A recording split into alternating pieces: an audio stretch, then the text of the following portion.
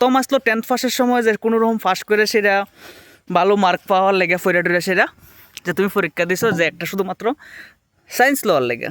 সায়েন্সের সময় তুমি কি করছো, বালা করে পরীক্ষা দিছো, সব কিছু করছো, তুমি ডিভিশন পাইছো, পাই সেটা এরপরে আবার তুমি জয়েন্ট দিছো, ভালো কলেজ পাইছো, শেষ এদূর অবধি নর্মাল আসলো। এরপর তুমি বিটেকের লেগে পড়ছো, একদম আবার রিল্যাক্সেশনের মতো এসে ফার্স্ট করলে খুব তোমার কম্পিটিশন, তুমি পড়ছো, ফার্স্ট করে লাইছো।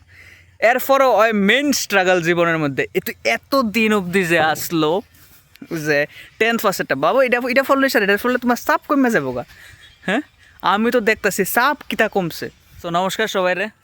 তো আজকে রবিবার দিন এমন একটা দিন যে সারাদিন ঘুমানোর পর এমন হয় যে সোমবার দিন খুব কষ্ট হয়, যে সোমবার দিন কী করে সেটা আবার ওই অ্যাক্টিভিটিসে আনন্দ যায়। কারণ রবিবার এত পরিমাণ ঘুমাই জায়গা, আমি সকাল 9টার সময় ঘুম থেকে উঠছি, এরপরে আমি খাইয়াটায় সেটা 12টার দিকে আরেকটা ঘুম দিছি, ঘুম দিয়েছি, এরপরে আমি উঠছি কটায়, মোটামুটি সন্ধ্যা 6টার সময় উঠে সেটা ভাবলাম যে না একটু ঘোরাফেরা যাক।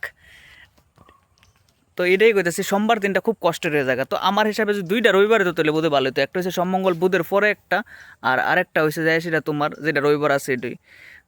খুব কষ্ট লাগে ভাই, আমার কাছে ভাল লাগে না। এই যে মনে কালকা যায় সে আবার ডিউটি করতে হইব, এটা করতে হইব। তো এই জিনিসটাই আমি কমু যে কেমন জানি লাগে।